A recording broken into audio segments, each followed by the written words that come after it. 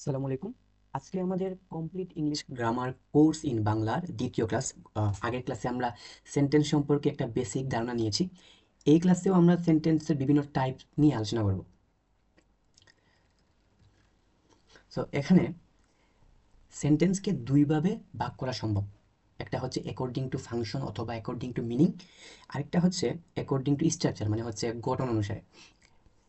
আবার এই according to function বা অ্যাকর্ডিং টু মিনিং এটাকে আবার পাঁচভাবে ভাগ করা যায়, মানে এটার আবার পাঁচটা টাইপ আছে। তার মধ্যে একটা হচ্ছে একটা হচ্ছে অ্যাসার্টিভ। এটা হচ্ছে অ্যাসার্টিভ বা ডিক্লারেটিভ সেন্টেন্স। এখন অ্যাসার্টিভ কি? আসলে অ্যাসার্টিভ হচ্ছে জেনারেল ফ্যাক্ট। এখন general fact, habitual action, scientific truth, universal truth. এখন জেনারেল ফ্যাক্টটা আসলে কি? জেনারেল ফ্যাক্টটা হচ্ছে যে যেমন আজকে আমি এই মুহূর্তে যখন ভিডিও বানাচ্ছি তখন আজকে রবিবার। তো টুডে ইজ সানডে। এটা হচ্ছে একটা এটা হচ্ছে একটা জেনারেল ট্রুথ, জেনারেল ফ্যাক্ট। এখন হ্যাবিচুয়াল অ্যাকশনটা হচ্ছে যেমন আমি প্রতিদিন খুব দ্রুত ঘুম থেকে উঠি। এটা হচ্ছে আমার প্রতিদিনের অভ্যাস। তো এটা একটা অভ্যাস না? অবশ্যই অভ্যাস। আমার প্রতিদিনের এটা হচ্ছে আমার একটা প্রতিদিনের কাজ। যেহেতু প্রতিদিন এই কাজটা করি তার মানে এটা আমার একটা অভ্যাস। তার মানে হচ্ছে I wake up early everyday. এটা এটা হচ্ছে হ্যাবিচুয়াল, আমার হ্যাবিচুয়াল অ্যাকশন। ওকে। তারপরে তারপরে হচ্ছে তারপরে হচ্ছে scientific truth. Humans need oxygen to survive. আমরা সবাই জানি অক্সিজেন ছাড়া আমরা কেউ বাঁচতে পারবো না। সো আমাদেরকে আমাদের বাঁচার আহ, প্রথম শর্তই হচ্ছে অক্সিজেন পাইতে হবে। সো এটা হচ্ছে সায়েন্টিফিক ট্রুথ, মানে এটাকে কখনো আমরা, এটা কোনো মিথ্যা না, এটা একদম সত্য। সো এটা হচ্ছে সায়েন্টিফিক ট্রুথ। আবার ইউনিভার্সাল ট্রুথ কি? মানে চিরন্তন সত্য। সত্য হচ্ছে যে প্রতিদিন সকালে সূর্য উঠবে, এটা একটা চিরন্তন সত্য। আবার honesty is the best policy. অনেস্টির চাইতে আমরা যত কিছুই বলি না কেন, দিন শেষে অনেস্টির চাইতে আহ, সর্বোত্তম পন্থা আসলে নাই। তো এটা হচ্ছে একটা ইউনিভার্সাল ট্রুথ। ইউনিভার্সাল ট্রুথ এটা। আবার এই আমরা তো জানলাম যে সেন্টেন্সকে দুইভাবে ভাগ করা যায়। একটা হচ্ছে অ্যাকর্ডিং টু ফাংশন অথবা মিনিং, একটা হচ্ছে অ্যাকর্ডিং টু স্ট্রাকচার। তখন আমরা আবার জানতে পারলাম যে অ্যাকর্ডিং টু ফাংশনকে আবার পাঁচভাবে ভাগ করা যায়। এর মধ্যে একটা হচ্ছে অ্যাসার্টিভ সেন্টেন্স। আবার এই অ্যাসার্টিভ সেন্টেন্সও দুই ধরনের হয়ে থাকে। একটা হচ্ছে অ্যাফার্মেটিভ, এটা একটা হচ্ছে অ্যাফার্মেটিভ সেন্টেন্স যেটা হচ্ছে হা বোধক। আরেকটা হচ্ছে নেগেটিভ সেন্টেন্স যেটা হচ্ছে না বোধক। সো অ্যাফার্টিভ সেন্টেন্সটা হচ্ছে, মনে করেন কেউ আপনাকে কোয়েশ্চন করলো যে মুনতাহা কি সাঁতার জানে? তখন আপনি আনসার দিলেন হ্যাঁ, মুনতাহা নোজ হাউ টু সুইম। এটা হচ্ছে একটা হাবোধক। তা হাবোধক হচ্ছে অ্যাফার্মেটিভ। এখন যদি আপনি আনসার দিতেন যে Muntaha does not know how to swim, এটা হচ্ছে একটা না বোধক। মানে অর্থাৎ যে শব্দে, যে সেন্টেন্সে মানে না থাকবে, আনসারটা নেগেটিভ থাকবে, ওইটাই হচ্ছে আসলে নেগেটিভ সেন্টেন্স, না বোধক। আমরা অ্যাসার্টিভ সেন্টেন্স জানলাম। এখন দুই নম্বর হচ্ছে ইন্টারোগেটিভ সেন্টেন্স। ইন্টারোগেটিভ সেন্টেন্সটা আসলে কি? ইন্টারোগেটিভ সেন্টেন্স মানে হচ্ছে প্রশ্নবোধক সেন্টেন্স বা প্রশ্নবোধক বাক্য। আহ, যখন কোনো সেন্টেন্সে প্রশ্ন থাকে, যেমন হাউ ওল্ড আর ইউ, তোমার বয়স কত, ওইটা হচ্ছে একটা প্রশ্নবোধক sentence. What are you doing, এটা হচ্ছে প্রশ্নবোধক। যে এখন একটা সেন্টেন্স দিয়ে যদি আপনাকে বলা হয়ে থাকে যে এটা কি ইন্টারোগেটিভ, আপনি যদি দেখতে পান এটাতে প্রশ্নবোধক চিহ্ন আছে, প্রশ্নবোধক চিহ্ন আছে, আপনি সরাসরি আনসার দিয়ে দিবেন হ্যাঁ, এটা হচ্ছে ইন্টারোগেটিভ সেন্টেন্স। এরপরেরটা হচ্ছে ইম্পারেটিভ সেন্টেন্স। ইম্পারেটিভ সেন্টেন্স এই ধরনের বাক্য দ্বারা আমরা একটি কমান্ড বা রিকোয়েস্ট, অ্যাডভাইস করতে পারি। যেমন ওপেন দ্য ডোর, আমরা কাউকে বলতে পারি ওপেন দ্য ডোর। এটা হচ্ছে একটা ইম্পারেটিভ সেন্টেন্স। এখানে একটা বিষয় আমাদের জানা থাকা দরকার। এটা মূল, এই যে ওপেন দ্য ডোর আমরা লিখছি, এটার মূলত এটা ছিল you open the the door. কিন্তু ইম্পারেটিভ সেন্টেন্সের ক্ষেত্রে সেকেন্ড পারসনটা সাইলেন্ট থাকে, মানে সেকেন্ড পারসনকে ধরা হয় না। এটা লেখা ওপেন দ্য ডোর। কিন্তু ইম্পারেটিভ সেন্টেন্সের ক্ষেত্রে মানে এটা মূলত ছিল ইউ ওপেন দ্য ডোর, কিন্তু ইম্পারেটিভ সেন্টেন্সের ক্ষেত্রে যেহেতু সেকেন্ড পারসন সাইলেন্ট থাকে, আমরা শুধু লিখছি যে ওপেন দ্য ডোর। এখন আপনি বলবেন ভাই সেকেন্ড পারসনটা কি? আবার সেকেন্ড পারসন হচ্ছে এই যেমন ফার্স্ট পারসন। আচ্ছা, আমরা আমরা আরেকটা আরেকটা পেজ নিয়ে নিই। পেজ নিলে ভালোভাবে বোঝানো যাবে।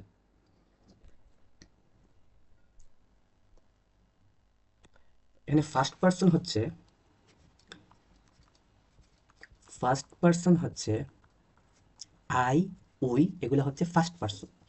সেকেন্ড পারসন, সেকেন্ড পারসন হচ্ছে ইউ, ইউ হচ্ছে সেকেন্ড পারসন। আর থার্ড পারসন হচ্ছে আর থার্ড পারসন হচ্ছে হি, শি আর ইট। সো আমরা কি বললাম যে ইম্পারেটিভ সেন্টেন্সে যদি সেকেন্ড পারসন থাকে তখন এটা আমরা উচ্চারণ করব না।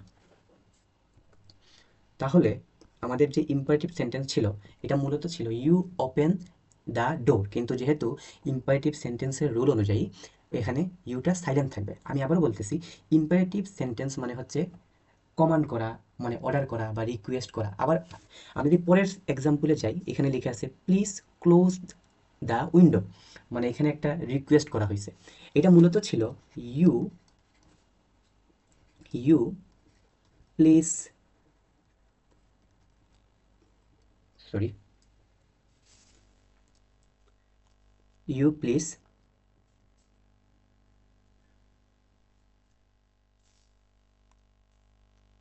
You please close the window.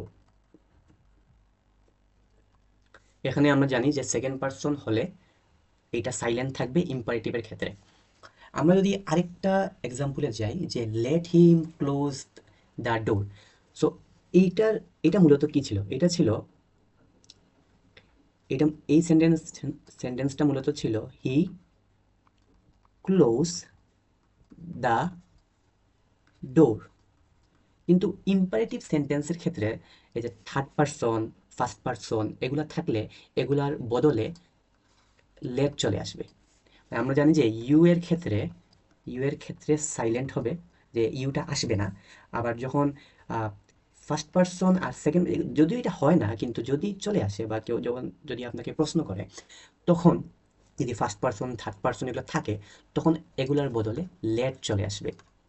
Let him close the door.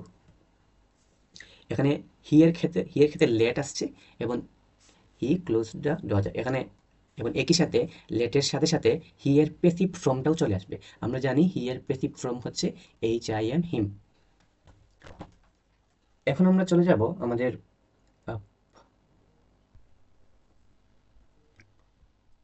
Optative সেন্টেন্সে। অপটেটিভ সেন্টেন্স হচ্ছে এই ধরনের বাক্য দ্বারা আমরা শুভকামনা, উইশেস এবং প্রার্থনা অথবা প্রেয়ার প্রকাশ করতে পারি। যেমন, সরি, অপটেটিভ সেন্টেন্স দ্বারা আমরা মনে করেন শুভকামনা, উইশেস, প্রার্থনা, প্রেয়ার প্রকাশ করতে পারি। যেমন may you have a long and happy life, বা may you have a happy married life. এই ধরনের, মানে যখন আমরা কারোর প্রতি শুভকামনা জানাই বা উইশ করি যে সে যেন ভালো কিছু করে বা তার ভবিষ্যৎ যেন ভালো হয়, এই ধরনের যখন সেন্টেন্স আমরা ব্যবহার করি ওইটাকে বলে অপটেটিভ সেন্টেন্স। এরপরে আসে এক্সক্লেমেটরি সেন্টেন্স। এক্সক্লেমেটরি সম্পর্কে আপনাদের হয়তো অনেকের ধারণা আছে। এক্সক্লেমেটরি সেন্টেন্স হচ্ছে যে আমরা যখন হঠাৎ করে অনেক ইমোশনাল হয়ে পড়ি বা আমরা যখন অনেক সময় হঠাৎ করে যখন ফিলিং প্রকাশ করি, ওইটাই হচ্ছে আসলে এক্সক্লেমেটরি সেন্স। যেমন হঠাৎ করে যখন বাংলাদেশ ক্রিকেট টিম জিতে যায় তখন আমরা hurray Bangladesh win the match. আবার যখন আমরা পরীক্ষা পরীক্ষা দিতে যাই এবং পরীক্ষা খারাপ হয় তখন আমরা বলি alas, I failed in my exam. So ওই যে হঠাৎ করে আমরা ইমোশনটা প্রকাশ করি। আমরা যে একসাথে যেমন প্রশ্ন দেখলে যেমন আমরা পড়ে আসছিলাম একটা কিন্তু কমন পড়ে নাই, যখন পরীক্ষার সিটে বসে আমরা যখন আফসোস করি, এইটাও এক ধরনের এক্সক্লেমেটরি সেন্টেন্স। তারপর আছে আমরা জানলাম কি, আমরা জানলাম যে সেন্টেন্সকে দুইভাবে ভাগ করা যায়। একটা হচ্ছে অ্যাকর্ডিং টু ফাংশন আর একটা হচ্ছে অ্যাকর্ডিং টু স্ট্রাকচার। তো অ্যাকর্ডিং টু ফাংশন, ফাংশনে আবার 5টা ভাগ আছে, যেমন assertive sentence, interrogative sentence, imperative sentence, optative sentence আর এক্সক্লেমেটরি সেন্টেন্স, যেগুলো আমরা অলরেডি দেখে ফেলছি। এখন আমরা জানবো according to structure. According to structure হচ্ছে 3 ধরনের। এটা হচ্ছে সিম্পল সেন্টেন্স, কমপ্লেক্স সেন্টেন্স আর হচ্ছে কম্পাউন্ড সেন্টেন্স। সো এই যে গঠনের উপর ভিত্তি করে 3টা ভাগ করা হইলো সেন্টেন্সকে, সিম্পল সেন্টেন্স, কমপ্লেক্স, কম্পাউন্ড। এগুলা কিসের উপর ভিত্তি করে করা হয়েছে? এগুলা এগুলাকে ডিভাইড করা হয়েছে মূলত ক্লসের উপর ভিত্তি করে। হ্যাঁ, ক্লসের উপর ভিত্তি করে এগুলাকে ডিভাইড করা হয়েছে। তো আমরা ফ্রেসেস এবং ক্লসেস সম্পর্কে পরবর্তীতে আরো অনেক জানবো, বাট যেহেতু এখন আমাদেরকে জানা দরকার যে এই যে সিম্পল, কম্পাউন্ড, কমপ্লেক্স এগুলোকে কিসের উপর ভিত্তি করে ভাগ করা হইলো। তখন এর জন্য আমরা বলতেছি যে এগুলোকে ক্লজেসের উপর ভিত্তি করে ভাগ করা হয়েছে। এর মধ্যে হচ্ছে ইন্ডিপেন্ডেন্ট ক্লজেস আর হচ্ছে ডিপেন্ডেন্ট ক্লজেস। এখন ইন্ডিপেন্ডেন্ট ক্লজেসটা কি? ইন্ডিপেন্ডেন্ট ক্লজেস হচ্ছে a group of words that contains a subject and a verb.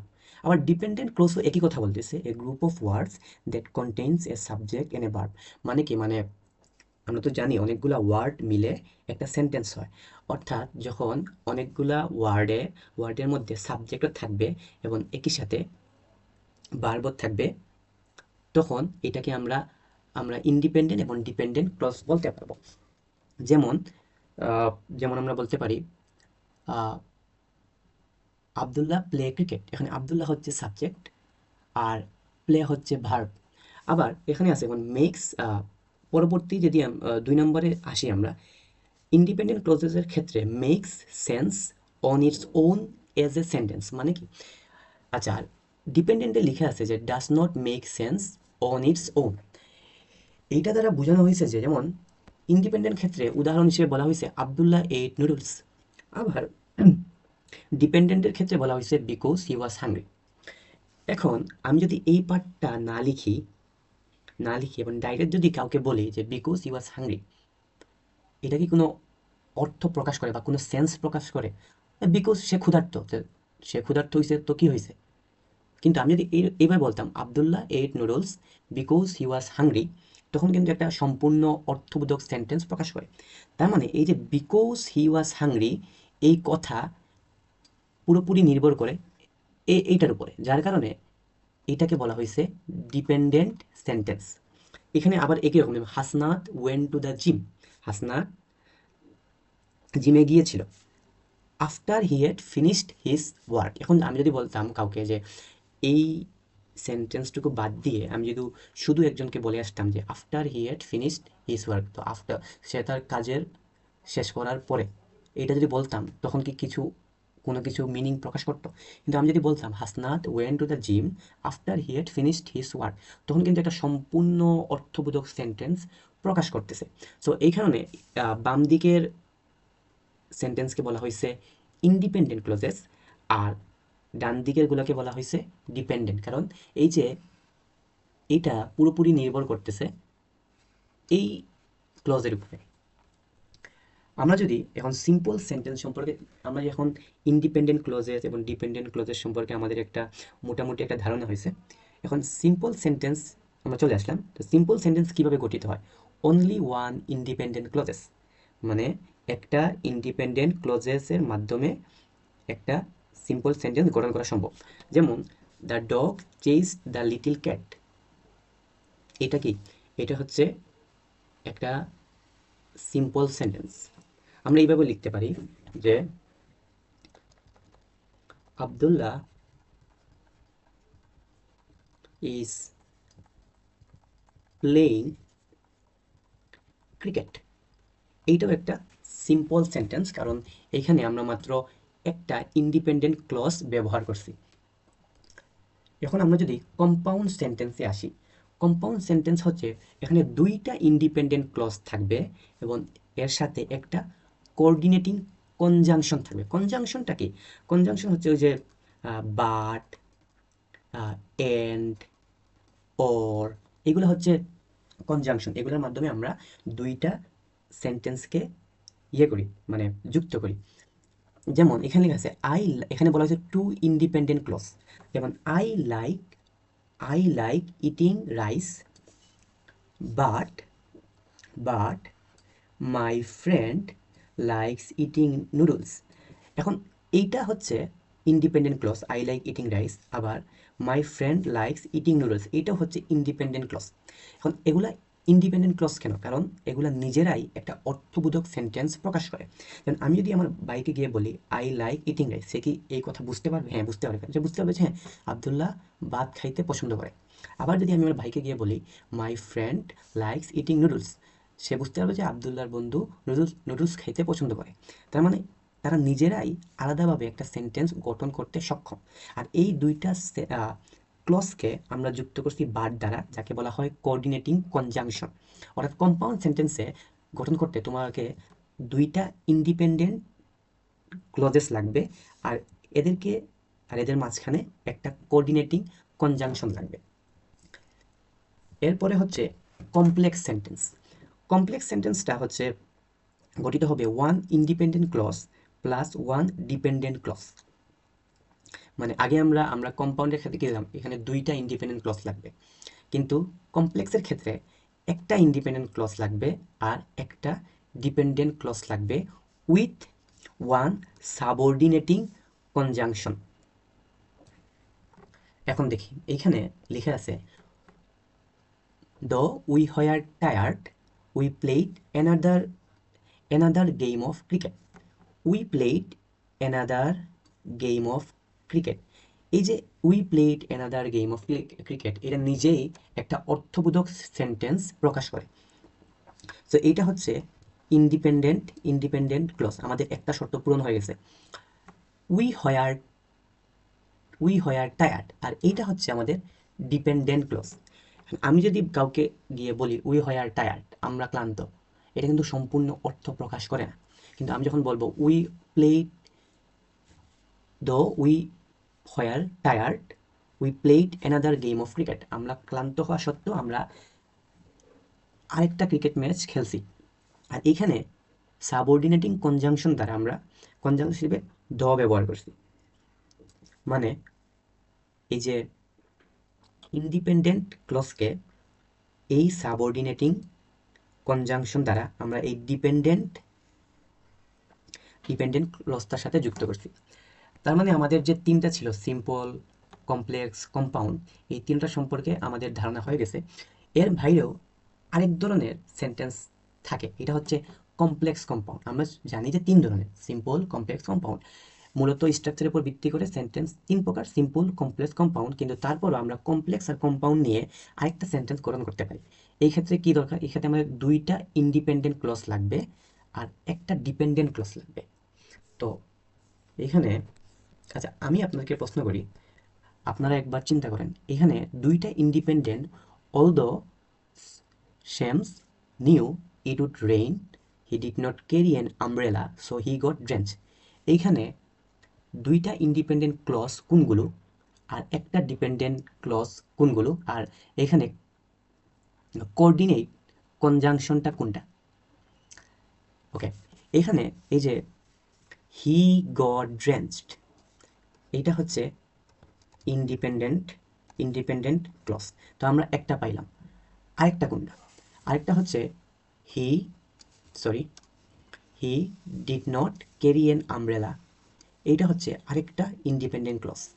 R Shyam's knew it would rain, এইটা হচ্ছে আমাদের ডিপেন্ডেন্ট ক্লজ। আর এই অলদোটা হচ্ছে আমাদের কোঅর্ডিনেটিং কনজাংশন।